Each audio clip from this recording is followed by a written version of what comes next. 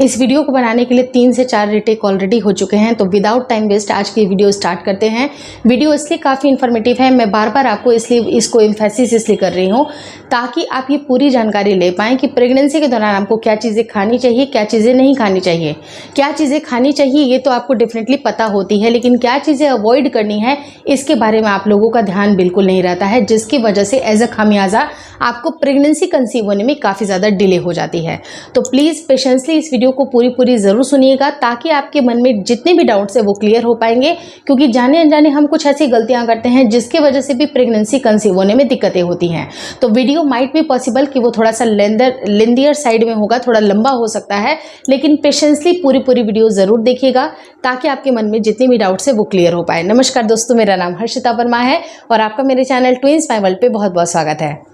Pregnancy conceive करने के लिए क्या होता है कि बहुत सारे वीडियोस हम स्क्रॉल करते हैं, क्या चीज़ें देख रहे हैं, कई बार क्या होता है कि वो हमारी बॉडी के लिए सूट करेंगे, कुछ नहीं करेंगे और उसका हम बिल्कुल ब्लाइंडली उसको फॉलो करते हैं। लेकिन एज अ खामियाजा आपकी बॉडी में वो क्या असर कर रहा है, कितना बुरा असर कर रहा है, कितना सही असर कर रहा है, आप नहीं जानते हैं और उसके वजह से भी कई बार प्रेगनेंसी कंसीव होने में भी दिक्कतें होती हैं। जी हाँ, बिल्कुल आपने सही सुना, कौन सी चीज़ें आपके लिए सूट करेंगी नहीं करेंगी, बस उसको फॉलो करना है और इसलिए आपने फॉलो कर लिया और ये भी एक बहुत बड़ा कारण होता है आपकी प्रेगनेंसी ना कंसीव होने की। तो आज मैं तमाम तरह के आपको बहुत सारे रीजंस बताऊंगी। उसमें से पहला रीज़न ये होता है कि अगर आपने अपने हार्मोन की गड़बड़ी कर दी है तो हार्मोन की गड़बड़ी जब भी होगी आपकी प्रेगनेंसी कंसीव होने में दिक्कत आएगी ही आएगी। चाहे वो आपका पीरियड के दौरान पे हेयर वॉश करना हो, चाहे आपका जंक फूड खाना हो, चाहे आपका स्लीप पैटर्न अगर डिस्टर्ब हो, चाहे आपका कोई भी ऐसे हार्मोनल दवाइयाँ जो कि आपके डॉक्टर ने आपको प्रिस्क्राइब की हैं कि 21 दिन की दवाइयाँ चल रही हैं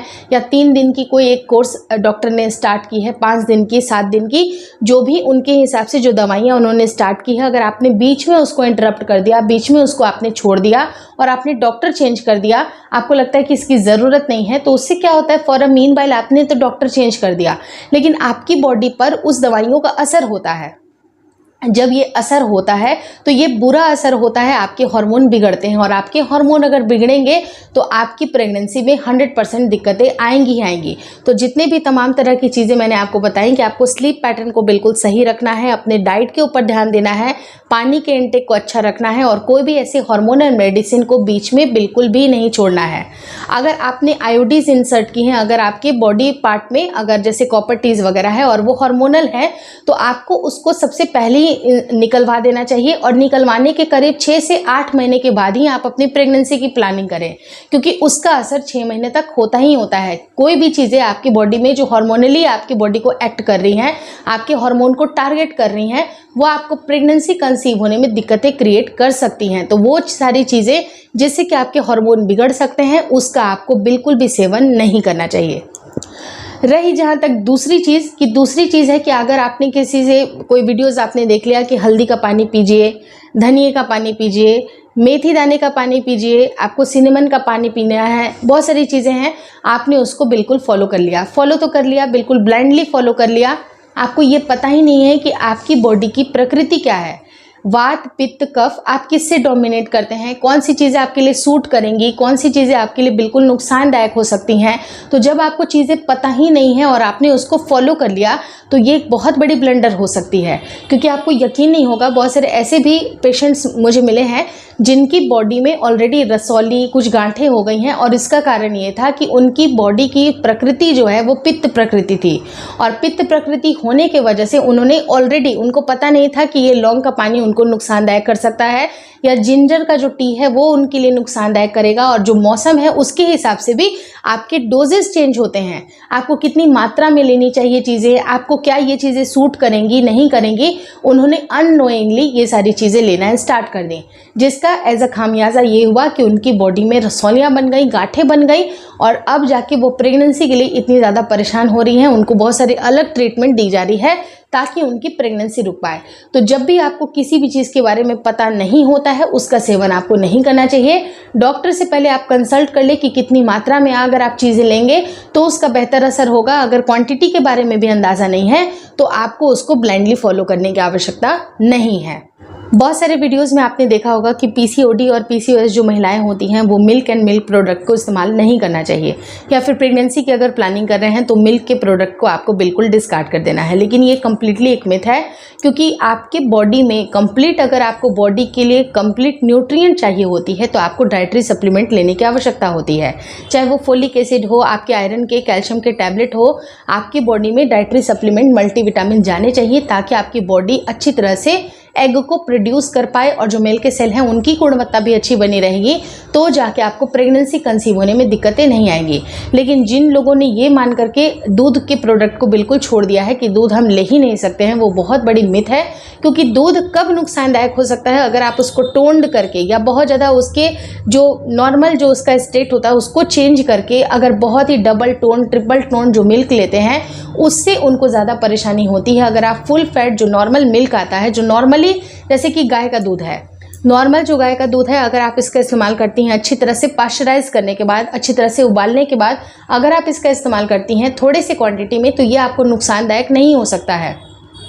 लेकिन बहुत सारी महिलाएं क्या करती हैं कि इसको डबल टोन, ट्रिपल टोन जो पैकेट वाले जो मिल्क आते हैं उसका इस्तेमाल करती हैं, या फिर कई बार क्या होता है कि गांव देहातों में भी बिल्कुल रॉ कच्चा इस्तेमाल करने की भी परंपरा है, तो कच्चे दूध का इस्तेमाल करना भी आपकी बॉडी के लिए हानिकारक हो सकता है। इसके अंदर जो बैक्टीरियाज होते हैं, कुछ ऐसे जीव भी पाए जाते हैं जो कि आपकी बॉडी के लिए सही नहीं होते हैं, तो आपको अच्छी तरह से पाश्चराइज करने के बाद ही मिल्क एंड मिल्क प्रोडक्ट का इस्तेमाल करना चाहिए। तो बहुत सारे लोग जब डबल टोन, ट्रिपल टोन वैसे वाली दूध इस्तेमाल करते हैं, उसके अंदर एंड्रोजन जो हार्मोन्स होता है वो पाया जाता है, जो कि आपके मेल हार्मोन को डोमिनेट करता है, जिसकी वजह से आपने देखा होगा कि पीसीओडी जो महिलाएं होती हैं उनके फेशियल हेयर्स आते हैं, उनकी आवाज़ थोड़ी सी डीप होने लगती है, या कई बार उनको मूड स्विंग्स भी होते हैं। वो इसी वजह से होते हैं कि उनकी बॉडी में एंड्रोजन बढ़ रहा होता है। तो आपको कुछ थोड़ा सा समझने की आवश्यकता है कि किस तरह की मिल्क हम लेंगे ताकि वो आपकी बॉडी के लिए नुकसानदायक नहीं होगा। अगर आप 100 ml, 150 ml milk normal full fat ले रही हैं तो उससे कोई परेशानी नहीं है, लेकिन आपको बहुत ज़्यादा उसको टोन्ड या प्रोसेस करके उस मिल्क का इस्तेमाल आपको नहीं करना चाहिए। वहीं पर नेक्स्ट पॉइंट इस बात पे मैं डिस्कस ये करना चाहूँगी कि कोई भी ऐसे फूड आइटम जिसके बारे में आपको पता नहीं होता है, लाइक अगर फिशेज़ का इस्तेमाल कर रहे हैं, मछली खा रहे हैं, लेकिन मछली बिल्कुल साफ पानी में नहीं है, वो बिल्कुल हाई मरकरी कंटेंट वाली जो मछली होती है वो भी आपकी बॉडी को इतना नुकसान करती है जिससे कि आपकी प्रेगनेंसी कंसीव होने में दिक्कतें होती हैं, तो वैसी मछलियों का भी सेवन आपको बिल्कुल नहीं करना चाहिए। वहीं पर नेक्स्ट पॉइंट होता है कि जब भी अगर आप कच्चे अंडे या कच्चे मीट या कोई भी ऐसे अगर आपने अंडे खरीद के लाए और वो कहीं से ब्रोकन है, आपने उसका ध्यान नहीं रखा, उसको हाफ बॉयल कर दिया, आपने उसका पोच बना दिया, अच्छी तरह से कुक नहीं किया है, तो जो अंडर मीट जो कुक होते हैं, अंडर कुक्ड जो मीट होते हैं उस तरह का अगर आप सेवन करती हैं तो उससे क्या होता है कि आपकी बॉडी को ये अलग ही नुकसान करते हैं। तो इस तरह की कोई भी आपको मीट का या फिर कच्चे अंडे वगैरह का इस्तेमाल बिल्कुल नहीं करना चाहिए। अगर आप इसका सेवन करती हैं तो आप अच्छी तरह से इसको पकाकर ही खाएं। अगर आप इसको अच्छी तरह से पकाती हैं तो इसके अंदर जो bacteria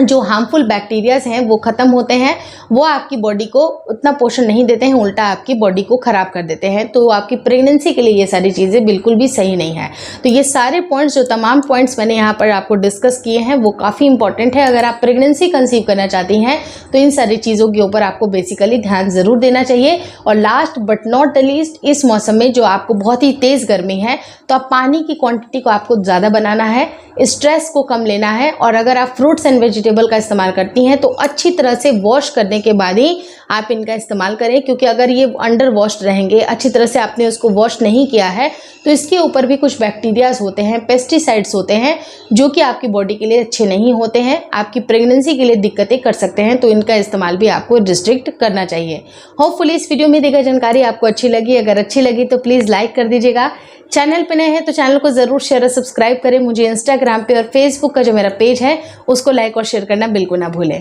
thank you so much for watching twins my world.